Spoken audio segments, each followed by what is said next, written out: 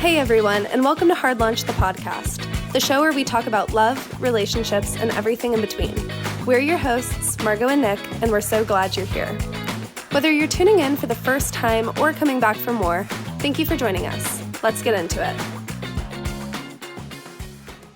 Hey everyone, I'm Margot. I'm Nick. And welcome to Hard Launch the podcast. Today is a special episode because we just survived a tsunami. We actually did, kind of. No, we definitely did. Yeah. There was that earthquake in Russia, which I don't know too much about, but it caused tsunami waves toward the West Coast. And so we started getting calls from parents and friends yesterday saying, oh my gosh, like, you're about to experience a tsunami, because we live in like a tsunami zone. And so that was a little crazy. And I was checking the weather last night, and it estimated that at 1 a.m. we were going to first start experiencing the tsunami. And then I kept scrolling. I was like getting nervous, obviously. And it said that the peak height for this tsunami was going to be less than a foot. So. That's still cool, though. That was like the first tsunami warning I've ever experienced either living out here, even though I live on the coast. So it was an interesting experience. Oh, I'm new living out here, so that was terrifying for me. Living in Washington, sometimes we go on vacations and then you see like tsunami zone everywhere, and that's a little terrifying. Did you know that at my work they regularly sound off like the test alarm? No, that's crazy. It's pretty cool. It's definitely really scary sounding, but they are like, this is just a test, but it's super loud. Oh my gosh. I used to live in Nebraska, and there's a lot of like tornado warnings that I grew up listening to, and it was just like that. Like, you'd just be hanging out at your friend's house, and like all throughout the streets, you just hear like the sirens and the. That would be freaky too. Yeah. Well, I mean, I was like 4, so I thought it was like kind of cool. Yeah. But okay, so what is our podcast about today? Long distance, especially for us. A little bit, it was in the college, but like long distance in general. Yeah, and when we went to ChatGPT to ask for, the name of this title, it was actually so funny. Hold on, let me find it. I was like, what should we name this title? It said, Love Across Campus Lines, Long Distance in College. Anyway, needless to say, that is not the title of today's episode. No. Do you want to share a little bit about our long distance experience? Yeah, I feel like for us at least, it's a really good topic, because this is, in my opinion, how we developed like super good communication really early on in our relationship. It was probably a rare case. I feel like most people wouldn't choose what we chose, but I don't know if we mentioned it or not, but Margot and I met in high school, and like we had prom together, and then we spent the whole summer together, and then we'll go into more detail, but we chose to do long distance after like 3 months of knowing each other. Yeah, we started like going out for a month, I guess. And then school ended, and Nick and I were talking, and I was just like, I know that like we're both going to college, and I was moving across the country, very far away. But I really, really like you, and I want to do long distance. And he said yes. And I think we spent the rest of that summer still pretty uncertain of what that was going to look like, if that would work. Yeah. I myself was terrified because you never hear anything good about long distance, but hopefully this episode can give you a little more hope, because for us it was a really, really good experience. And of course it was hard, but I'm sure it was the reason we're still together now, because we gained so much from it. And yeah. So, that's a little bit about us. So, first, let's talk about why and how we decided to try long distance. I think it's fair to say that our initial reasoning for doing long distance was pretty shallow. We just really liked each other a lot. I think ideally it would be more like logical stuff, like we had all these big plans. We did have a plan, but it was pretty unrealistic. And I think the bottom line is we just really liked each other and had a pretty special bond right from the very beginning.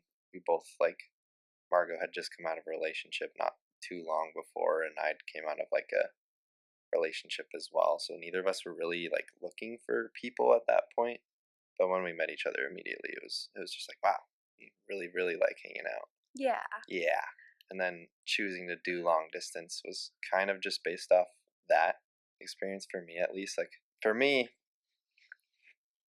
I am an extremely, Margot knows this very well. I'm like a super logical, at times pessimistic thinker. You used to be very Yeah, it used to be a pessimistic. lot worse. I'm very much more optimistic now, but I'm Yeah. still a very logical thinker. So of course, like agreeing to something like this, immediately my brain goes to like, okay, how could this go wrong? What could happen here that could make this bad? And so I'm kind of thinking about like, oh, in my opinion, I know we haven't known each other that long, but the worst that could happen for us, at least, like I know myself pretty well. I'm not super like, I was super introverted back then too. I was like not super social yet. So the worst could be for me is that I imagined myself kind of holding Margot back from like being super social and being like having a bunch of fun in college and like making friends and like not necessarily just like dating, but like having guys that were friends too. Because, like I said, we didn't know each other super well, so I didn't know. It's interesting. I didn't Yeah, I didn't know realize what that. degree of this I would be like. I thought I would kind of just be taking away a lot of like social life from you. I didn't know that. Yeah, and that's kind of what made me That's so interesting. nervous. We've talked about this for so many times. Yeah. I never knew that you were worried about taking away my social Yeah, and then experience. the other part was, of course, just like if it doesn't work out, it'll suck. Like it'll just break our hearts, and we'll move on eventually. But like it would suck if we were long distance and decided to break up, because then you don't get that like in person resolution, and it would just kind of be sad. Yes. My experience of why I decided to do long distance, kind of like Nick was saying, when we first started going out, it was at a very weird time for me because I had recently gotten out of a relationship and I was really happy. And I think something I kind of struggled with in high school was that I always felt, I don't know, I started like always feeling like a need to be in a relationship. And I was at the first point, I think, in like so long in high school that I didn't feel that. Like I felt so independent, and it was a short period of time. But it was like the first time I just wasn't looking for anyone. And I think because I wasn't looking for anyone, I was actually able to see you for what you were and see that, like, oh, this is like, because I'm not looking for anyone, I found you and realized like you are just objectively somebody that's really good for me. And then I like fell in love with you because it's just started out in a really healthy way for me. Yeah. But we started dating and we went to prom together, and I asked him to prom, but even so, Nick did this whole promposal gesture and did all these really sweet things and was just one of like the nicest people that I've ever met and one of the most genuine people I've ever met. And I was just like, oh my God, I'm about to move across the country, but I think I've found my husband. And it was so early because, you know, I'd been in love before, but I'd never known like that.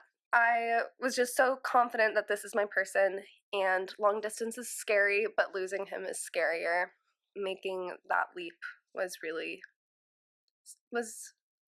a really good decision, and I'm glad I did it. Next, let's talk about communication and long distance, because you know, I think if you talk to a long distance couple, they're going to either say long distance was harder than we thought, or it was just as hard as we thought, or long distance went easier than we expected. I think we are on the side of long distance went easier than we expected.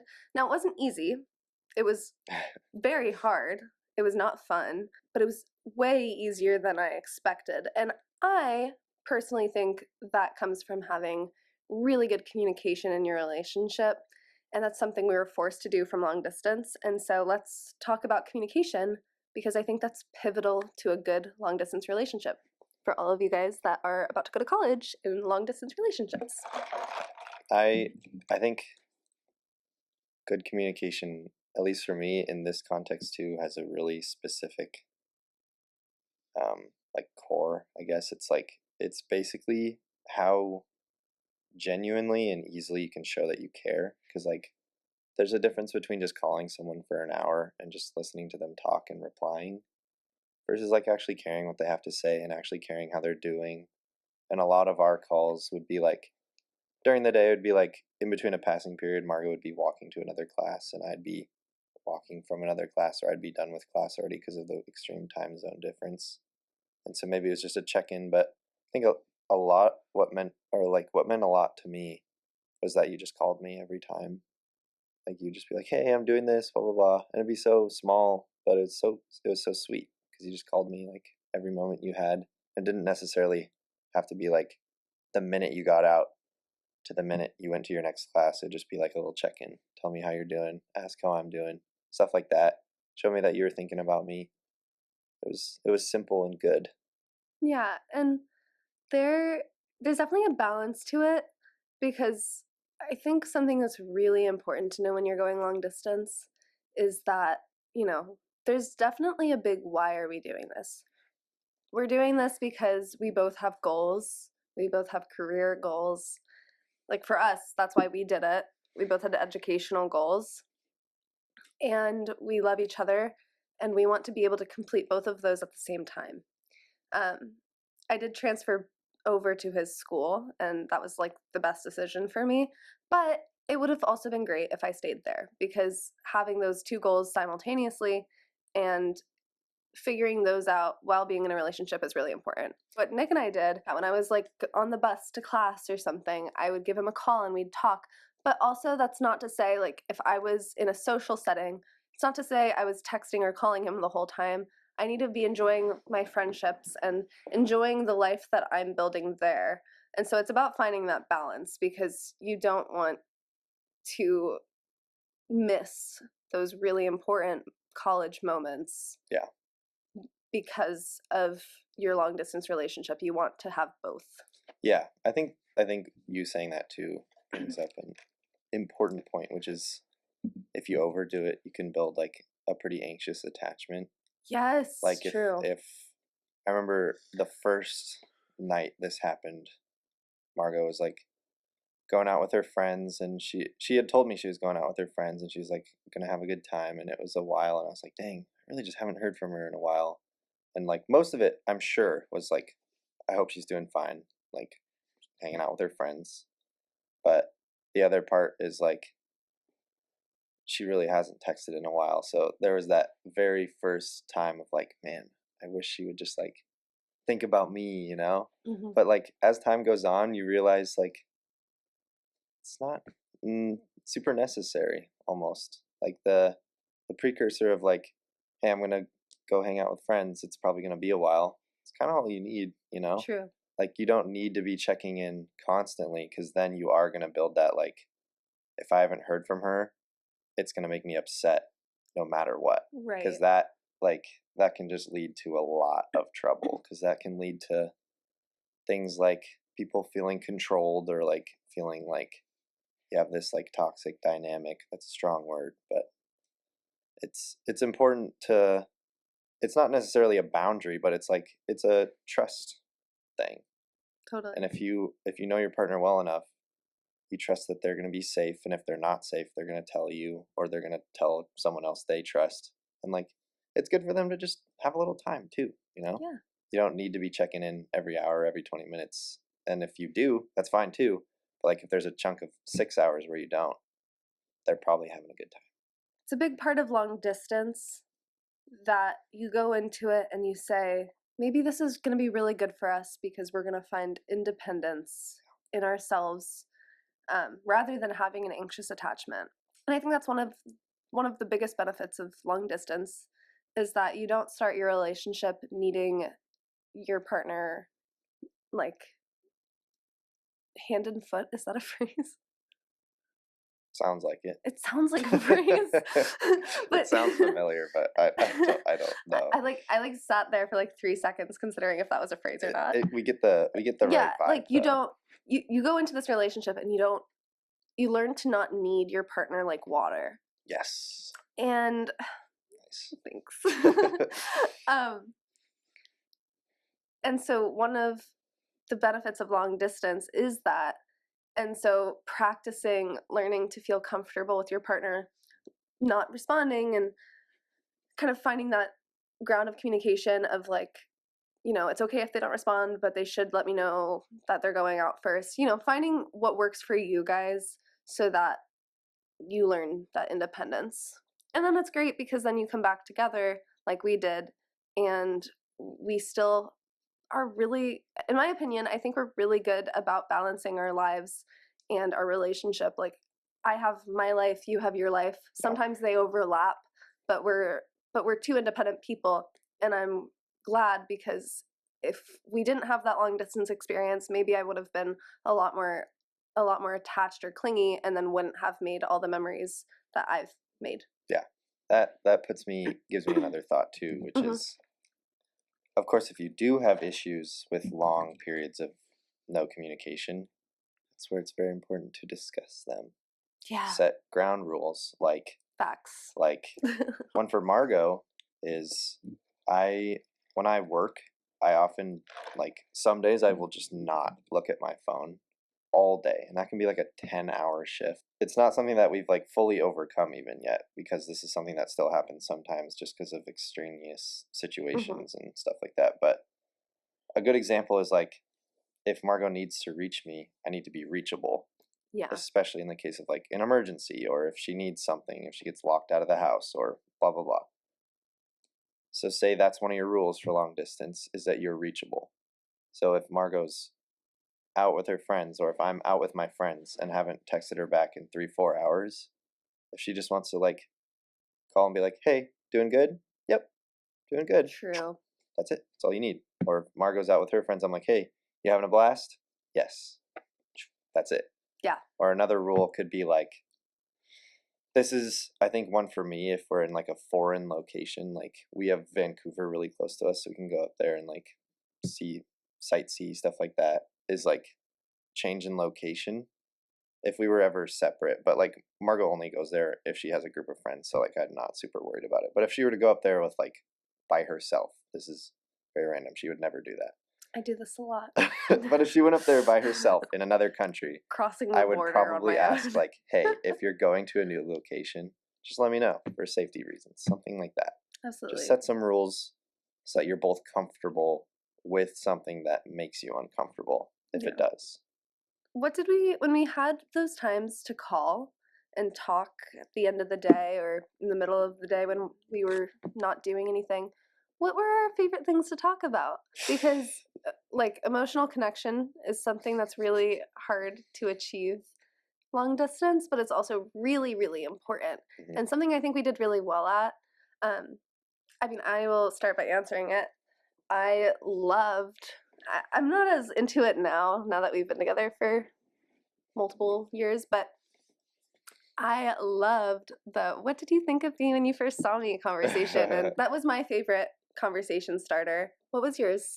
Talking about your beginnings and stuff is super exciting. It's oh, I get to see this person soon, and this is what I'm doing this for. This is so happy and exciting, and that was always a very fun conversation for us, because those are some of our fondest, freshest memories together when we had our most fun stuff happen. It was good. My favorite conversation, I think this one is very niche to you, but it's just when you would just tell me the most random stuff about your day, and it would be every single detail. It just showed me how excited you were to talk to me at the end of the day. You would do these little debriefs, and often you would retell stories that you'd already told that day. So many times. Yeah, because it showed me that you just really wanted to be on the phone with me. It was excellent. I love that.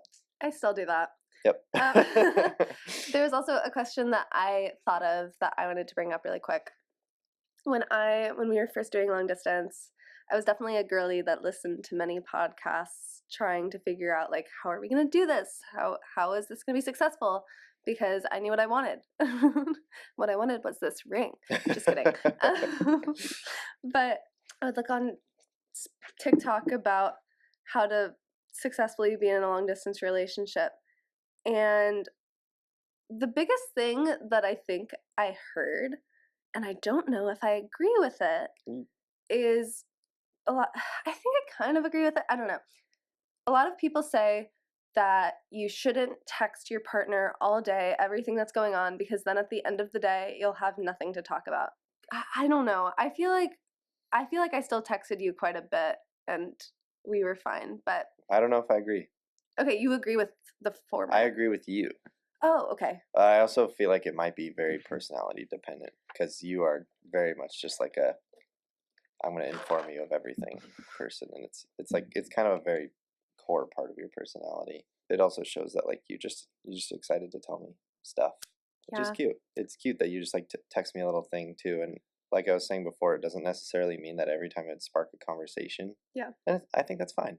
I don't think like there's nothing wrong with a little rehashing, and if you're getting annoyed with rehashing, you can always tell your partner, but I think it is adorable that Mario likes to tell me information more than once because it means it excites her a lot. And if it excites her, it should excite me.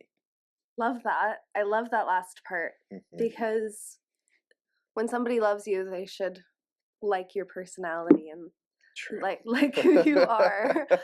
Um, and I think that's really important to a long distance relationship is that it will succeed if you guys actually like each other and try. But also something that I think is important is when you're putting all these rules on your long distance relationship, like, okay, you can't talk to me all day, and then we can have one big call tonight where you can tell me everything about your day, but hey, can you stop texting me as much as you usually do?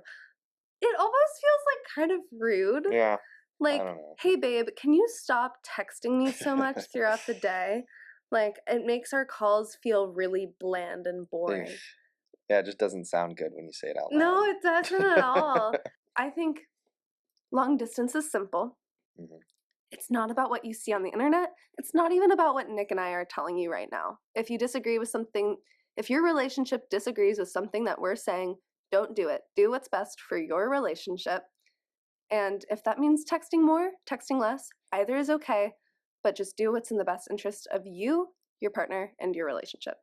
The next thing I wanted to talk about was like seeing each other in person, but I almost think that's like a boring topic. Like it's fun, it's great. Like it's very exciting, especially after long distance. It's very yeah. exciting, and then it's great. Plan trips, get excited for them, count down, but also don't just live your life waiting for those trips because then you will live a very like you don't always want to live for the future. I almost think when Nick and I planned a trip to Colorado.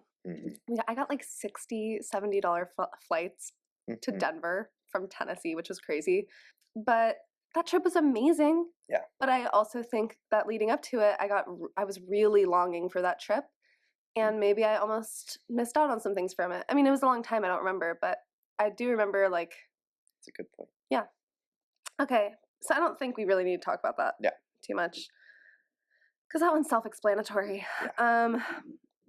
Ooh, we're saying how great we were, but what actually like challenged us and what was really hard for us? Ooh, this was a good one for us. Was I think I said it a little bit, but the repetitiveness, like sometimes it's really easy to show you care. True. But like True. after a while, saying the same like phrases like "Oh, I love you," "Oh, you're so sweet," "It's great," "I love long distance," "I'm so excited to see you," wears off after a little bit, you know. It gets so repetitive. Yeah. Sometimes I would wake up. Big challenge for us. Totally. Sometimes I would wake up and I'd be like, okay, another day. And I think this ties into planning visits and stuff. It's like, okay, another day before Nick and I go to Colorado.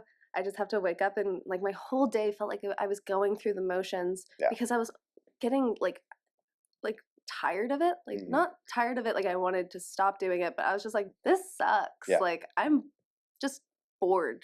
Like not bored, I don't know the right word, but repetitive. Yeah. That was almost like a cognitive dissonance thing at a certain point too, because it's like we both knew that we cared, but like how do you express it in a new way that is fun and interesting and actually makes it feel new and fun and interesting?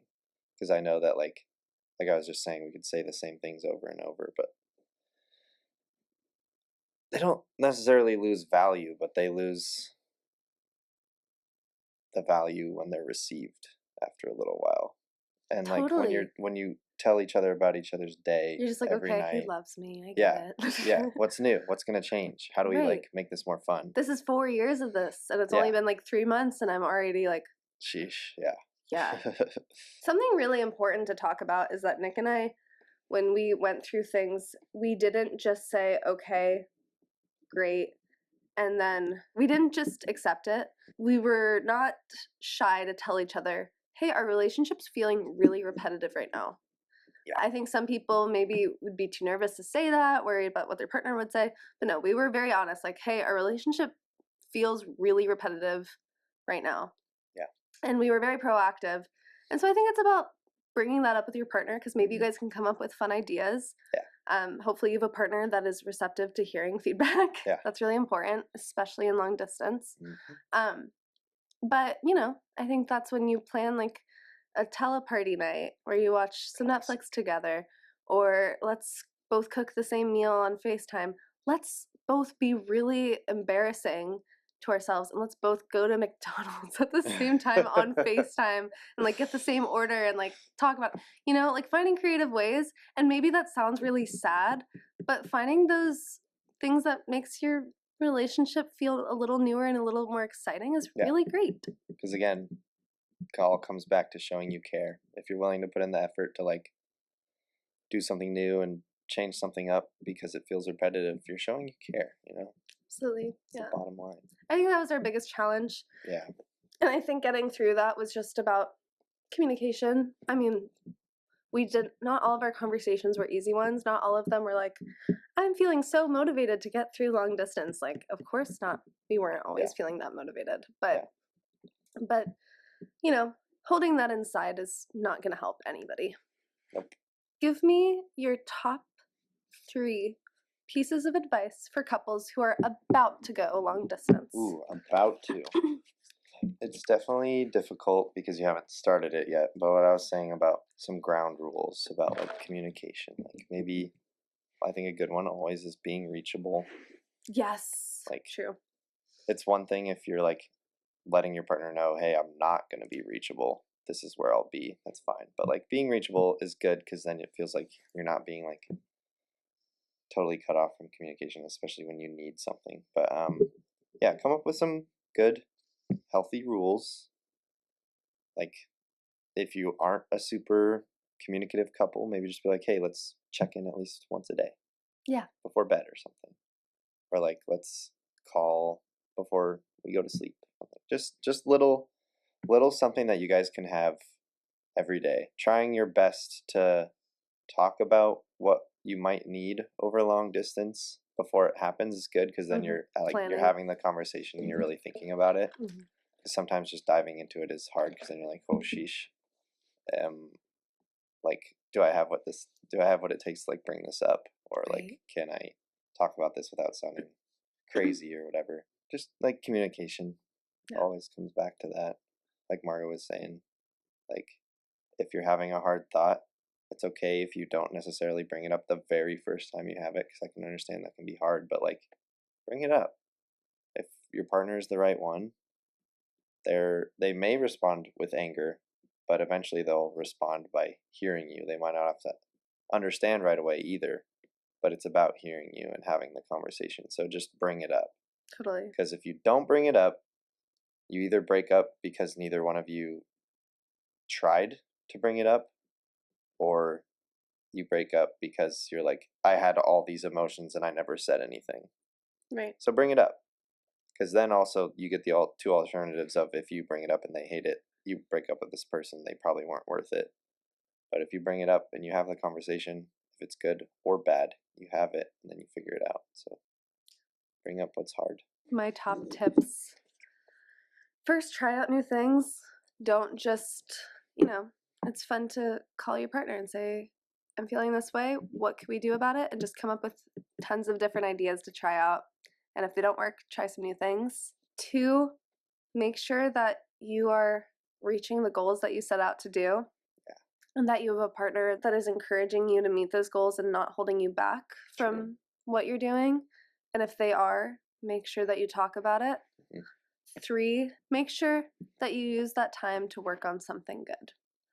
If that's, getting back into the gym, if that's working on your self-confidence, if that's becoming a better student or becoming a more social person, find one thing that you want to work on. Maybe in between every visit with each other, so that every time you see each other, you can be a little bit better. Yeah. Those are my top 3 tips. And I know this is like towards the end, but you brought up a Mhm. really important dynamic of this, and that's Mhm. that you should be encouraging your partner to develop themselves. Yes. Like if they're going out and Oh, wait, making I a have bunch of something to say friends, too. encourage them to go out and make a bunch of friends. If they have an extreme Mhm. academic goal that's going to be like a really huge investment to your future should you stay together, tell them to put their head down and study. Like if Yeah. they're like, hey, I'm feeling really guilty right now, I'm doing so much homework, I have no time to talk to you, be Mhm. like, hang up the phone and do your homework. You Right. got this. Yes. Be your partner's biggest cheerleader. Exactly. And that goes to something I did want to talk about in this episode, just really quickly, that I Mhm. forgot to. When Nick and I were first long distance, he got to college. I'd been in college for about a month and a half at this point. I'd gotten to college, and I was like, "So, you gonna join any clubs, make some friends?" And he was like, "No." And I'm like, and he was living in an apartment with his brother. So we were just freshmen in college, and he refused to do the dorm life. To each their own. Yeah. Dorm life's not great. Like, I didn't love it. I But probably would have hated it then. yeah, and I think you would have hated it then too. But it is pivotal to making friends, but you didn't have that same kind of social experience that most freshmen do. And so I was like, you need to go make friends. And he literally said no. And I was like, what do you mean? And he's like, oh, well, I have you and my 2 roommates that he'd been friends with for like all of his life.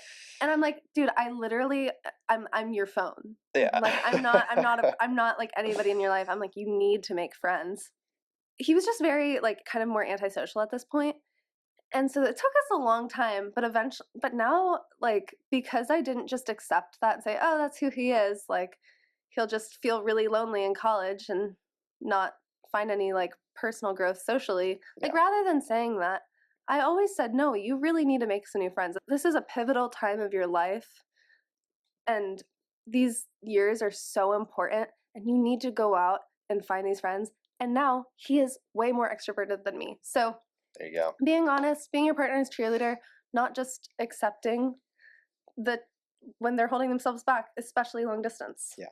And Because for new couples in college, this is a side topic, but if you're going into college in a relationship, I encourage you to make your own friend groups. It's not a bad thing. facts. Make your own friend groups. Have your things that you can do individually, because it's just a really good dynamic. And it means that when one person is gone, you don't feel like you have nothing you can do.